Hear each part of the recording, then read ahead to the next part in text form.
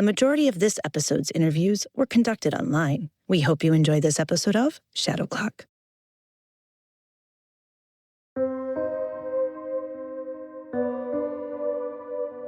We had actually moved out of the house because we were not going to be able to live in the house for a good 9 months. So we had just relocated to Idaho, and we were kind of settling into what was going to be our new life. And my husband and I were at a bar having a glass of wine, celebrating the fact that we had found preschools for the kids. And I opened up the email to get the update from our contractor on what they had achieved during the day. Updates like, oh, this was great. We were able to go through the foundation. We were able to do this. And then we got to item number 5, and it's like, oh, and do you know anything about a coffin? Because we found one in your backyard. You're listening to the voice of Erica Carner, telling me about the moment her life became a bit topsy-turvy, to say the least. It was 2016. Erica and her husband, John, had decided to do a remodel of her childhood home, where they were raising their own 2 daughters. The house, which was in the Lone Mountain neighborhood of San Francisco, was built in 1938, and it had been in Erica's family since 1976.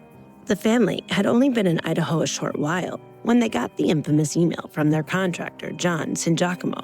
Here's John telling me about the moment he got the call about the coffin. It was the morning. It was basically the start of the workday, and the guys had just begun kind of digging in that area when they I think they hit the casket, was basically, with a shovel. I'm Katie Mihalik, and you're listening to Shadow Clock.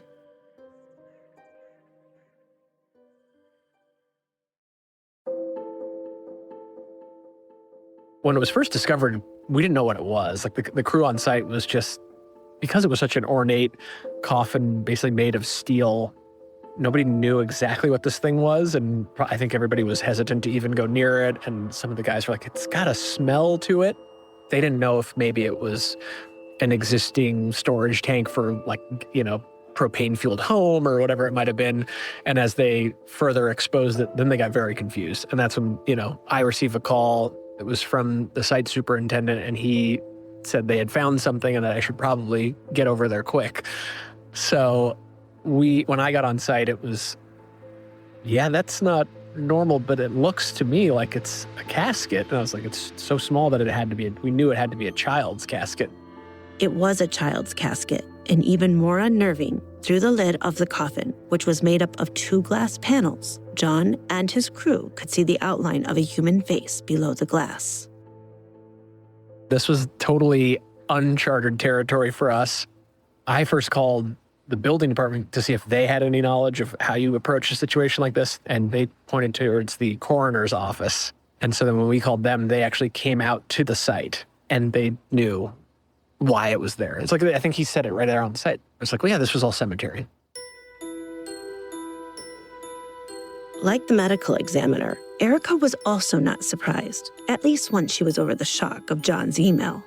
I've grown up in this neighborhood, so I knew that there were often body parts, all sorts of things that got uncovered when people were digging up because it had been a cemetery at one point. It wasn't just the Lone Mountain neighborhood that had been sacred ground. In fact, at the turn of the 20th century, San Francisco had at least 4 massive cemeteries spreading out over the city. Mission Dolores Park, Telegraph Hill, and Yerba Buena are just some of the well-known areas that became the final resting place for the formerly living. However, it's the word final that is problematic when discussing this history. Today, only 2 cemeteries remain as actual visitable cemeteries. The reason? As San Francisco grew, residential space became a premium. And so, along with the turn of the century, came a ban on burials within the city limits, followed by the decision to reclaim space for the living. It was in the early 1930s that more than 25,000 remains were relocated, specifically from a massive cemetery called the Oddfellows. The bodies were moved to Green Lawn Memorial Park in Colma, California. All that remains of Oddfellows now is a columbarium that stands majestically among the residential houses of the Lone Mountain neighborhood, and the unlucky souls that were overlooked, missed, and conveniently forgotten, such as the little girl in Erica's backyard. The contractor who originally built the house in 1938 There's no way they didn't see the coffin. We know that for a fact because it was right next to a sewer line. And someone had taken off the seal that's on top of the casket that actually identifies who is inside. It would be another 78 years after Erica's house was built that this little girl would be unearthed again, only to be subjected to yet another erroneous choice of what to do with her forgotten remains. The medical examiner asked John's team to open the casket. We were like, "You're sure about this?" This was clearly a buried child.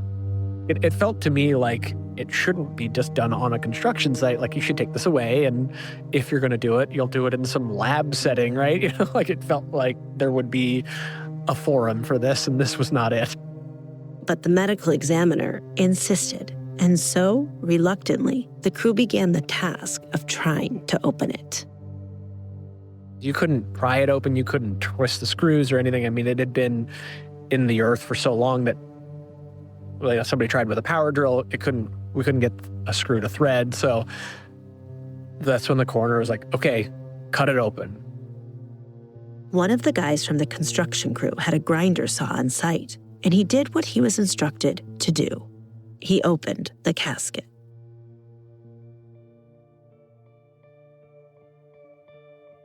This little baby that was what was shocking. She was really well preserved. She was still holding flowers in her hand. It almost looked like lavender. And you can see her teeth and her hair.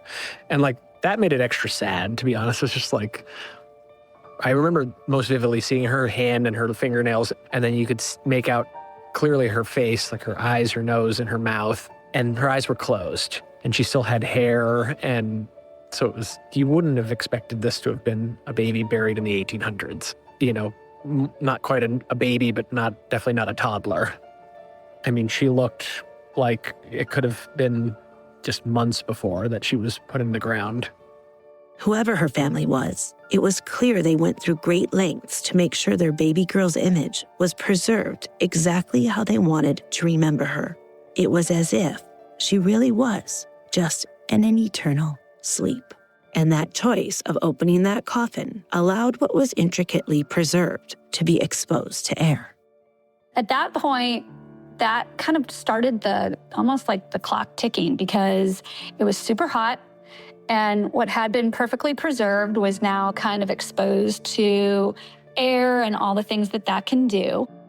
You see, the casket, up until this point, was still completely intact. It was functioning exactly as the designer had intended. It was like a completely sealed kind of casket that really, I think, had been designed to maximize preservation. Erica is exactly right. This was a Barstow casket, priced in the late 1800s at about $50 to $60, the equivalent of about $1,500 today. It was constructed of steel and designed to be airtight once sealed, made with the specific purpose of preserving a body. Whoever this little girl was, she was from a family with means, family who had spent a great sum of money to preserve their child for what I had imagined they had hoped would be eternity. I think out of sort of necessity and then maybe even respect, we created another, basically a wooden coffin for that to go within. And I don't think it was correct or proper, especially when it was left with us for weeks in the garage. John isn't exaggerating. The crew moved the little girl and her casket into the garage, where she would sit for almost 2 more weeks. In the meantime, Erica and her husband, John, were told they would have to deal with the little girl's removal and burial all by themselves. The medical examiner kicked it to our contractor and said, please let the homeowners know this is their responsibility. And it was found on their property. So I wasn't expecting this to all of a sudden be something that would get thrown back on us. And it was a big something. Erica started to call around to see who would remove and rebury the body. There is a group that works to validate when the individual passed, probably validate that there isn't anything kind of less than ethical going on, and then they will coordinate all the burial things. Erica asked for a quote and started the process. So they sent us this contract that basically said, it's $5,000 for our services. And then you're also basically signing a blank check for all the reinternment and everything else. And at that point had given estimates like a plot down in Colma, which is where most of the individuals that had been in this area had been taken, was like $20,000 or $30,000. It simply wasn't a financially feasible solution. And what made it all the more frustrating was that the little girl's family had already paid to have a beautiful burial. The mistake of leaving this little girl behind was either by the city or the Oddfellow Cemetery, or both. This was, a fail on the city's part or whoever owned the cemeteries, back in the 30s. So I reached out to Oddfellows like, hey, this was one of your kind of residents. Wouldn't you want to make right by something that should have been done properly, almost 100 years ago? Called a number of different cemeteries, explained the situation. And even though people were sympathetic, it's like, well, maybe we can give it, for $10,000. I mean, it was still, for someone who's not a family member, it just was not something that was in our budget. Over the next week and a half, John and his crew did the best they could working around the body. Unfortunately, the time that passed also created what one would expect, the smell of decay and decomposition. It was just very clear that the very kind of precious ecosystem that had been maintained for almost 100 years had been disturbed. And so what had been, pretty close to perfect preservation was no longer so. For those of you wondering about the option of cremation, some of the things we were talking about were do something that's maybe a little more cost effective. Well, you can't cremate without a death certificate. And so the medical examiner can't give us a death certificate. So basically we literally had this body of this little girl sitting in our backyard because the medical examiner opened it in hot weather, kind of doing all these things that, she'd been preserved for 100 years. Why did you open it? It was around day 10 that Erica finally had a breakthrough after getting a hold of San Francisco's Deputy Public Administrator, Michelle Lewis. They said, listen, they couldn't help, but this was a child, clearly, and there's this organization that kind of deals with this type of thing, although for today's children, but let me get you in touch with her. That's when Erica met Elisa Davy. My name is Elisa Davy, and I'm the founder of Garden of Innocence. Elisa and her organization have been giving thoughtful burials to abandoned or unidentified children since 1999. The causes of death she sees vary, from homicides to stillborns, in which many of the babies are discarded haphazardly in random locations or left at hospitals. We just take them. We just take care of them, make sure that they get a final resting place. Each child, the Garden of Innocence claims, is buried with a hand-knitted blanket, a stuffy, and a poem, and all are given a proper burial service. And this is exactly what this little girl needed, a proper burial, albeit a second one. But Elisa, even with all her expertise, also hit a slew of roadblocks.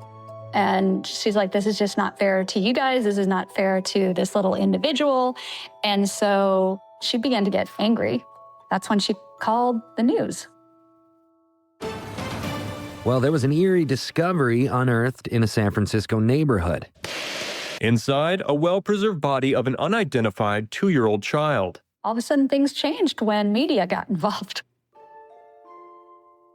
We started to have these pops of stories like, this is crazy. Why would a resident be responsible for the costs of reburying a body that, they had nothing to do with? Suddenly, everyone was interested in doing the right thing. All of a sudden, Oddfellows kind of said, hey, we'll pay for, some of the reinterment. All of a sudden, Colma found a plot that they would donate. So I think the fact that it was a young child played on a lot of heartstrings and made people realize, listen, this is just not okay. And we really do need to make sure that we do right by this little girl. But the attention also disclosed the location of Erica and John's house. And considering the little girl was resting on their property, this made everyone involved nervous, especially Elisa. She said, first of all, we need to get the casket out of your backyard because there's just people that are weird. Plus, this is just not proper for this little individual to be essentially rotting. So Elisa's a force to be reckoned with. I mean, she's amazing. She said, here, why don't you transfer your property to me? And so Erica and John signed over the casket and contents to Elisa. Right away, Elisa sent over a volunteer from the Garden of Innocence to pick up the girl, and she didn't charge Erica and John a thing. She goes, well, aren't you going to charge me for it? And I said, no, she's an abandoned child. She wasn't abandoned by her parents. She's abandoned by the city, but we do it for free. We don't charge anyone. And we just took care of her the way we take care of all the children. The little girl and her casket were secretly taken to a morgue where she would be stored properly until her reinternment. It was during this time that the real work began. Elisa's thing is that no child will be buried without a name, and Elisa said, give her a name. Michelle Lewis, the public administrator, asked if the girl could be named Eve. The Carners were then asked to provide a second name, and they posed the question to their daughters. We didn't tell them what or who they were naming, because that seemed like that might be a little scary for them. So we just talked about like, hey, if there was a beautiful little girl, what would you want to name her? And so it was actually my girls that picked Miranda Eve. With a new name, Elisa started to prepare Miranda Eve's memorial service. However, she was quite certain the name would be temporary, as she was determined to find out Miranda Eve's true identity. I'm a genealogist. That's my hobby. And I love looking for my relatives. What I had were big burial books, and I had passed them out to all my church chicks. I have my church chicks, and they were all researching for me, trying to find a 3-year-old girl. This group of friends from church, aka the Church Chicks, dedicated themselves to leafing through hundreds of burial documents from the original Oddfellows Cemetery. And at one point, Elisa realized they missed an entire volume. I thought my friend Pam had looked through it, and she says, no, I didn't look at that one. So I pulled it out, and I went, and there's 3 burials on each page. The book is thick. It's like 100 pages. I looked through every one of them, and then I saw Edith on the 11th page, and I went, oh my gosh, this is her. This has every single thing that she has. Her family, they all went to the Oddfellows. She was in the right casket. She was the right age, and it was perfect. The full name of this little girl was Edith Howard Cook, and though she seemed like a perfect match, it was only a hunch. In fact, there were 12 other possibilities of who the child might actually be. And no matter who the child really was, living relatives of the most likely candidates of who was in the casket would need to be tracked down and then be willing to provide a DNA sample to test. Elisa was going to need a team of researchers, historians, archaeologists, and DNA specialists, all who would be willing to work for free. And as luck would have it, during all the press coverage for Miranda Eve, a professor of archaeology and anthropology at UC Davis picked up on the story after reading about it on Facebook. His name is Dr. Yelmer Erkins, and his specialty is archaeoforensics, which essentially is forensics for old and ancient remains. He was the first of a group of scientists and researchers that came onto the project. But surprisingly, he was not convinced Miranda Eve was female. It was assumed that because the child was buried in a dress, it was assumed that it was a girl. But I told them that it was actually not uncommon for boys at that time to wear dresses. So we did not know that it was a girl. But I'm confused on how, just from a physical assessment, they wouldn't know the gender. They didn't want to do any kind of invasive work, so they didn't, remove the funeral dress. And I don't think they ever actually even took the child out of the casket. Elisa's biggest concern was providing a proper burial for Miranda Eve. Second to that was discovering who Miranda Eve really was. Dr. Erkins, on the other hand, knew that the child provided a rare opportunity to delve into history. Not to mention, he also had the contacts who just might be able to help with identifying the girl or boy in the casket. I thought that there might be a reasonable chance that we might be able to identify her. And I talked to them about, the importance of archaeology and learning about what the child could sort of tell us about childhood in, historic San Francisco, and, catch a glimpse of, one person, one child. And so he offered to volunteer his help and asked Elisa if she would allow him to take some hair samples. And so she agreed that we could take some hair samples. You see, Erkins and his team were working on a method that would use cross-sections of a person's hair to pinpoint the actual season of the year in which the person died. In the case of Miranda Eve, Erkins hoped his research would not only point to her season of death, but also give a little information about what Miranda Eve's diet and nutrition levels looked like leading up to her death.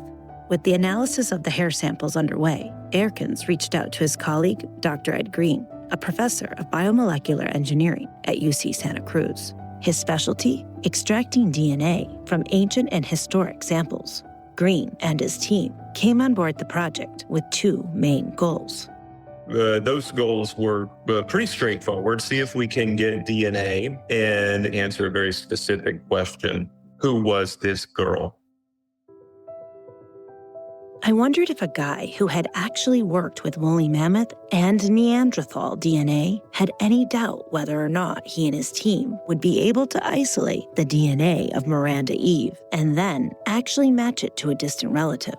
And so I asked him. I didn't know. It seemed like an interesting question. I didn't know if we'd be able to solve it. But we set out down that blind road many, many times in every project that we do. Anytime we're trying to, answer a question, it's not an interesting question if you know you can answer it. And we thought it would be fun to try, and we would learn things along the way, and incredibly unique opportunities. So we enthusiastically set forth, not knowing whether success lie at the end. And the responsibility of whether or not that success would come to pass fell into the hands of a robust research group made up of volunteers. The first two who came on board were Dave Frederick of Montana and Bob Phillips of Washington. Bob had taken up genealogy as a hobby, and Dave was a professional genealogist and cold case investigator. I wasn't able to talk to Dave, but I was able to chat with Bob, who contacted Dr. Erkins, asking if he could assist in any way. This is like tuna, it's like giving tuna, putting tuna in front of a cat for any genealogists out there. And I said, any chance, any help I can provide on this? And they said, come on board, we take all the help we can get. So that's how I got in on it. The research group's task? To narrow down who this child might be, and then find a living relative who would be willing to give a DNA sample for testing comparison. Of course, there was Elisa's hypothesis that this was Edith Cook, but like Elmer Erkins, these researchers weren't so convinced. Remember, there were at least a dozen probable possibilities of who might be in the casket. I asked Bob how they even knew where to begin when trying to figure it all out. You start off, say, well, what do we know about what's in there, who's in there, and how do we find the information? It came to me to be obvious pretty early on that, we needed to find out where the coroner's house sat in relation to the old cemetery. In other words, what plots were they built upon? And in order to narrow those possibilities down, they needed to know exactly what cemetery plots once occupied the coroner's yard. The problem was, any existing records of the Oddfellows Cemetery were incomplete, many of them damaged or lost after the 1906 San Francisco earthquake. They needed someone who could actually reconstruct what the cemetery layout would have looked like back in the late 1800s. And lucky for them, a historian named Alex Ryder had just moved to the Bay Area. He had read about Miranda Eve in the New York Times, and intrigued, also called to volunteer his expertise. Here's Alex telling me a little bit about how he remapped the Oddfellows Cemetery. I took the 1860s plan of the cemetery and got it geolocated over an aerial photo. I took Sanborn fire insurance maps from 1910s, 1920s, 1930s, somewhere in that time frame. Got that layered on top of the plan of the cemetery, and then went through the cemetery records to pull drawings of individual cemetery tiers and layered that on top, and was able to show which family lots had occupied the backyard. That's a simplified version of what Alex actually did. And while he was doing all that, the genealogists kept researching, while the scientists worked on extracting information from the hair samples taken from Miranda Eve.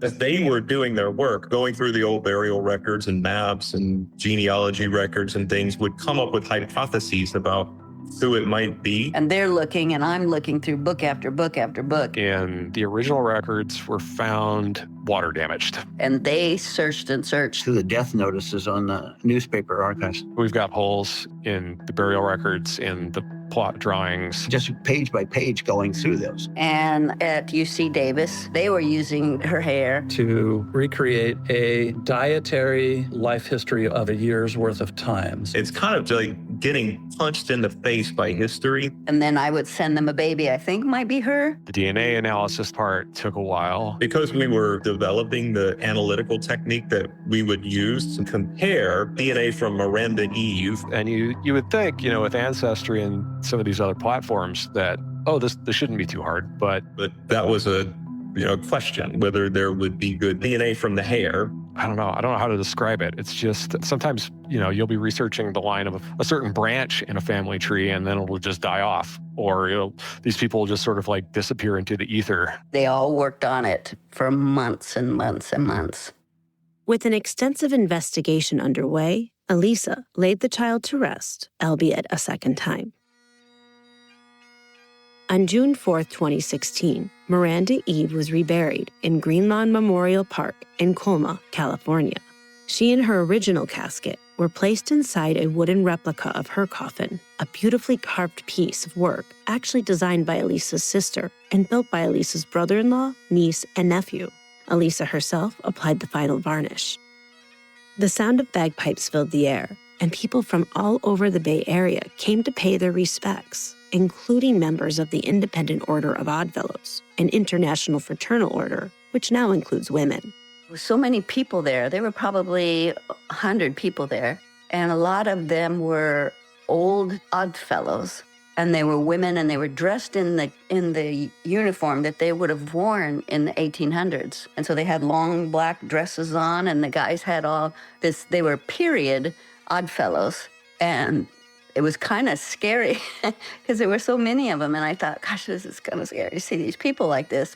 Her new headstone was in the shape of a heart, and it read, Miranda Eve, the child loved around the world. If no one grieves, no one will remember. The service was, everybody felt something for her. And people could sprinkle flowers over the grave before we put the cap on. And so they all went down and put their flowers on, and it was just incredible. What was also incredible was the care Elisa took when choosing Miranda Eve's burial site. Elisa did her best to obtain a spot as close as possible to a section of the cemetery that is now leased as a commercial flower field. It's a field that sits between a present-day Home Depot and Best Buy. So why did Elisa do this? Because beneath those commercial flowers sits much more than just soil and roots. That field was, and still is, part of Green Lawn Memorial Park. And though the land is leased, below sleeps more than 25,000 bodies that were relocated from their original resting place in San Francisco. It's in that field that Elisa believes the father of Edith Howard Cook, the little girl Elisa was certain to be the child in the casket, to have been reburied after being removed from his plot in the Oddfellow Cemetery. And because Elisa was so positive she had Miranda Eve's true identity correct, Elisa did everything in her power to put the child as close as possible to where one of her parents just might be buried.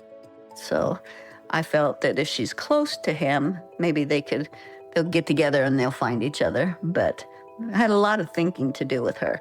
Took a lot of thought to get her service right, and then looking for her. Okay, how is this going to play out? For about a year, the research continued. Thousands of hours between the researchers and scientists collectively went into the search. Lead beyond lead was followed. There was even an influx of psychics that called, claiming to know what happened to the child. I asked Bob Phillips to fill me in on this. And then there was the one who said that, she was murdered by her brother. Yeah. And he said his theory was that somebody who lived in the house had killed the girl and buried it in the backyard. Well, of course, that didn't match any of the facts of the case. And I told the guy, I said, you got a great imagination. I said, you should think about, writing these kind of stories or whatever. I said, but in fact, who's going to go, procure a coffin like that and put it in their whoever they killed, sister or whatever, and bury him in the backyard now? Nothing adds up. I mean, we didn't really take any of that seriously. But back at the lab, things were getting very serious with Dr. Green's team. They were making headway. The team had been successful in extracting a viable DNA sequence from Miranda Eve.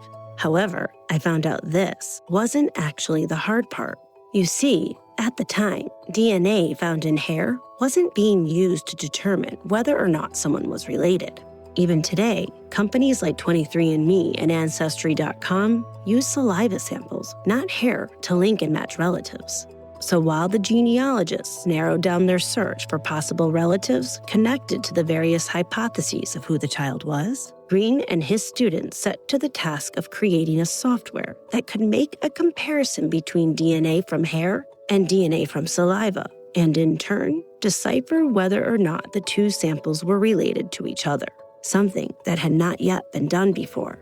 And it wasn't a situation where, here are all of the people who it possibly could have been, and we want you to test them all, and it's going to be one of these 10.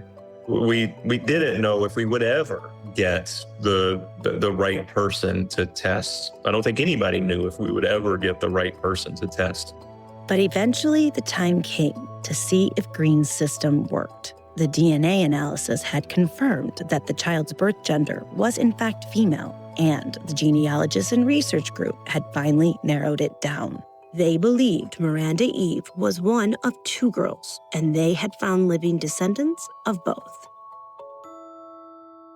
As you already know, Hypothesis 1 was Edith Howard Cook. The second hypothesis was another girl, Anna Maria Huck. She had died November 3rd, 1867, at just 2 years, 2 months, and 5 days old.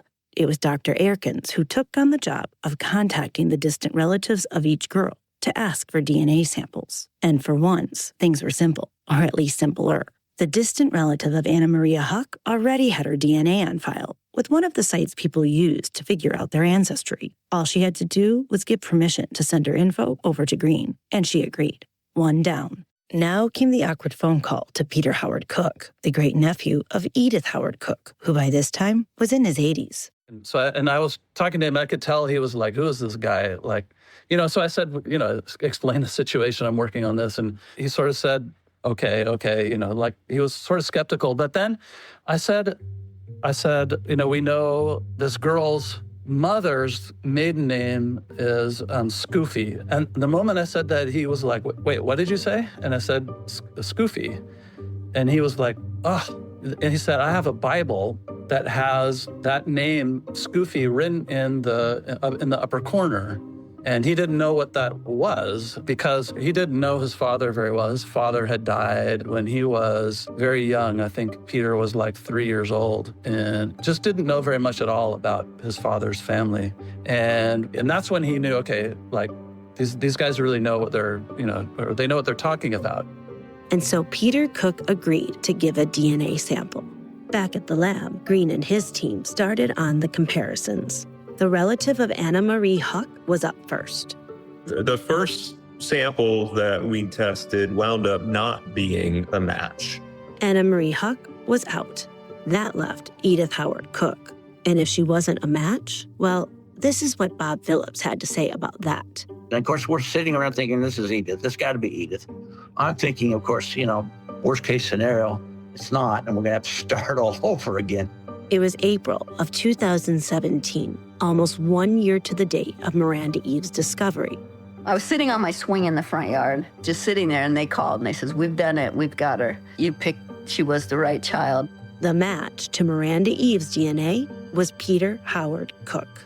Edith Howard Cook was the little girl in the casket. It was just a nice way to end up with closure for her because we didn't have any. And now we had a person with a name and family. It was very unusual.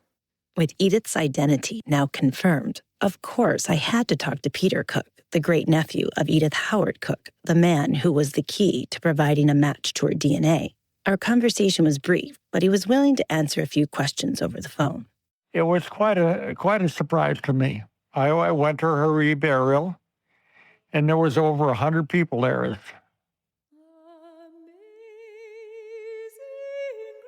On June 10th, 2017, almost exactly a year from her first reinternment, and 141 years after her first burial, a crowd once again gathered to celebrate Edith's life.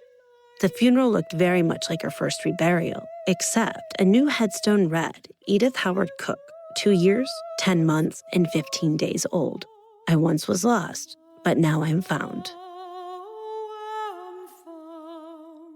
The other difference? She had family there, not to mention Erica and her family, and of course Elisa, Dr. Erkins, Alex Ryder, and Ed Green. Personally, I really loved Ed Green's description of what Edith's funeral was like. Weirdest funeral I've ever been to. What was it like? Surreal. Enormous group of mourners mourning for a person who they never knew and never knew anybody who knew her. So let's take a moment to get to know exactly who Edith Howard Cook really was. Born November 28, 1873, Edith was the first daughter and second-born child of Horatio Nelson Cook and Edith Scoofy Cook, both from socially prominent families in San Francisco, families who often dominated the gossip columns and society sections of the newspapers. Edith's mother's family traces back to the earliest of the Virginia settlers, and Edith's father's family came from a line of oyster merchants from Greece.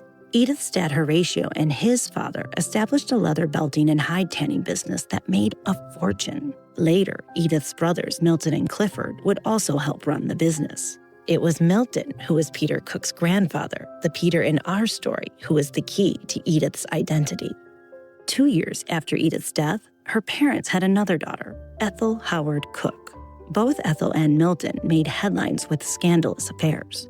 For Milton, news of a secret divorce filled the columns. The San Francisco Call actually ran a headline that read, "Milton H. Cook is freed from scolding wife." For Ethel, it was murmurs of a secret marriage, along with 2 documented divorces, not to mention all the gossip surrounding her second marriage, as it was to her first husband's sister's husband, so technically Ethel's former brother-in-law.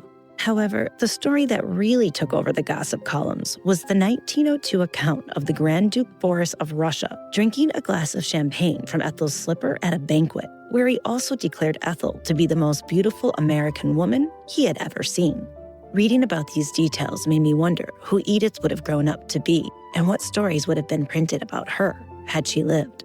But she didn't live, and thanks to Yelmer Erkins and his team, we know why. Erkins' research not only pinpointed Edith's season of death, which of course we know to be the fall, but he was also able to provide some answers as to why Edith had died.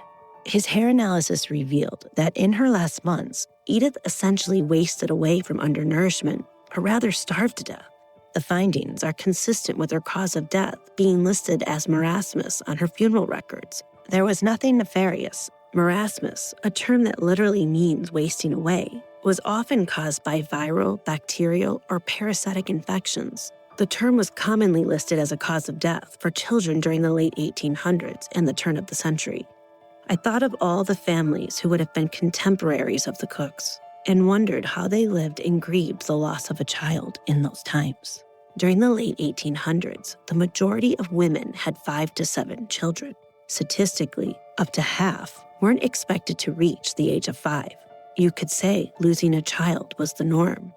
I couldn't imagine having a child and living with the anxiety that there was a good chance they wouldn't grow up. Knowing all this made me wonder if people in decades past processed life and death differently than we do today. Clearly not with less emotion, but in a way that helped them to prepare for the unimaginable.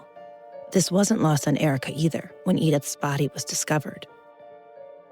So at that time, I want to say, let's say my oldest was 4.5, and my younger one was 3. And so that was like definitely one of those things where you just can't even imagine. And, you just layer in some of those things that clearly she was incredibly loved. And it was probably a really tragic thing.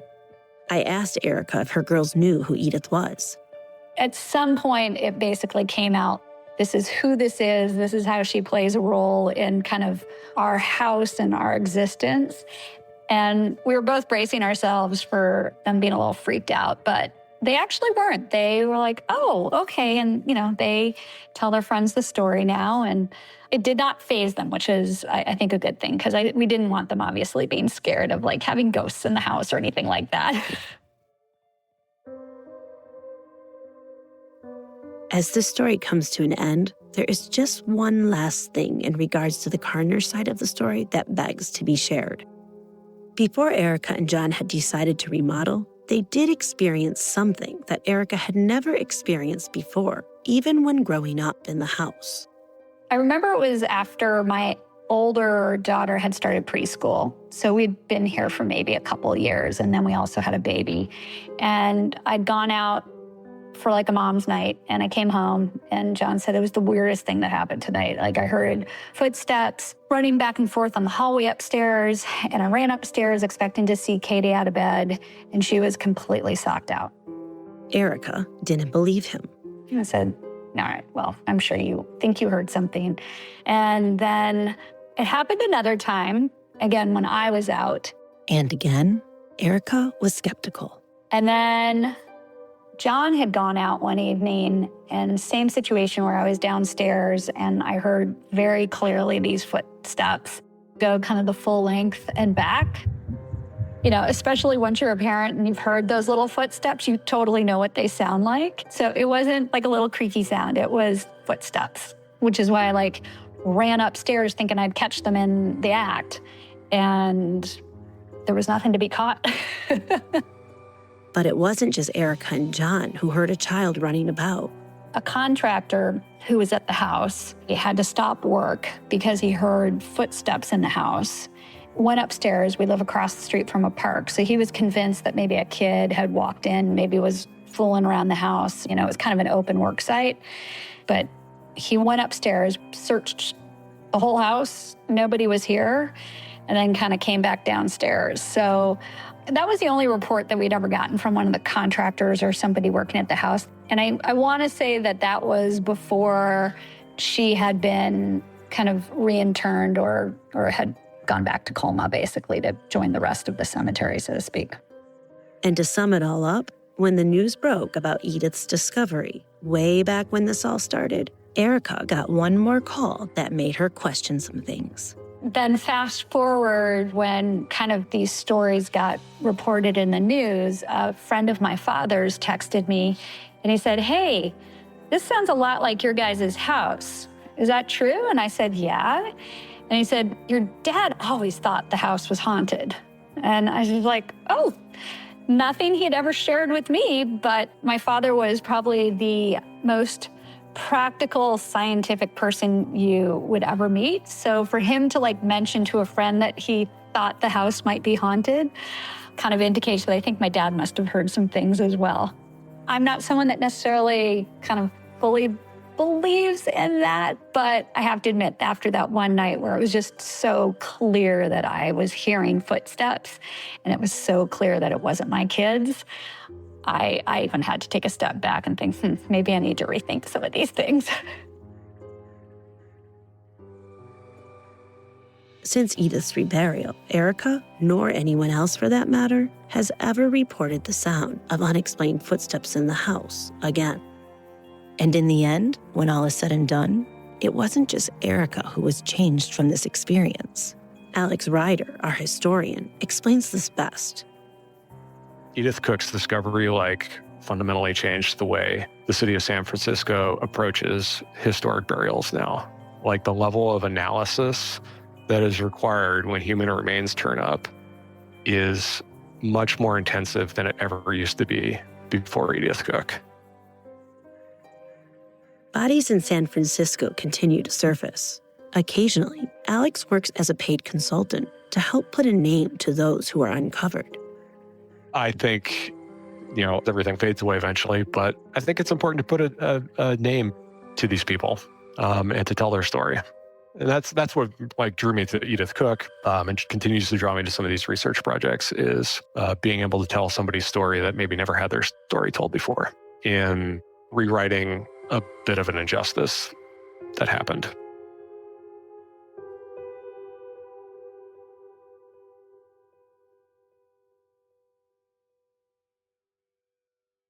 This episode of Shadow Clock was created by me. Assistant editing is by Alec Jansen. Post-production audio is by Matt Sorrow. Story and editorial notes are provided by Adam Gould and Bruce Sibley. Research for this episode is by Alec Jansen, Bob Phillips, Alex Ryder, and me.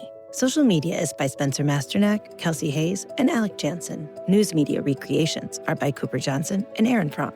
Music is credited to Pond 5 and Premium Beat. Content contributors, composers, and individual song titles for each episode can be found on our website at shadow-clock.com. Kate Cosgrove creates original illustrations for each episode of Shadow Clock, which you can also see at shadow-clock.com. If you like the show, you can spread the word by telling someone else about Shadow Clock, and of course, by following us on social media. You can find us on Instagram, TikTok, and Facebook at Shadow Clock Podcast, on X, formerly known as Twitter, at Shadow Clock Pod, and on YouTube at Shadow Clock. I personally want to express just how much it means every time you give us a click, a like, a subscribe, or follow, and we love word-of-mouth endorsements. Your support means the world, and I can't thank each and every one of you enough.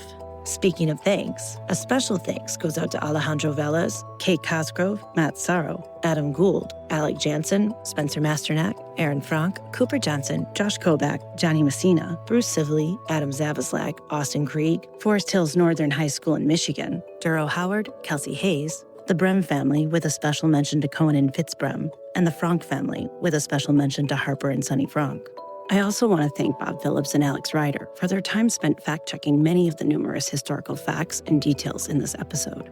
Finally, I want to thank Erica Karner for sharing her family's experience with me, as well as Elisa Davey, Johnson Giacomo, Bob Phillips, Alex Ryder, Yelmer Erkins, Ed Green, and Peter Cook. Thank you to all of you for taking the time to guide me through the twists and turns of Edith Howard Cook's story. And before we go, one more important thing. As we are an independent out-of-pocket podcast, creating this entire first season with zero funding, we very much welcome donations. You can make a donation on our website by going to shadow-clock.com and clicking on the donation button.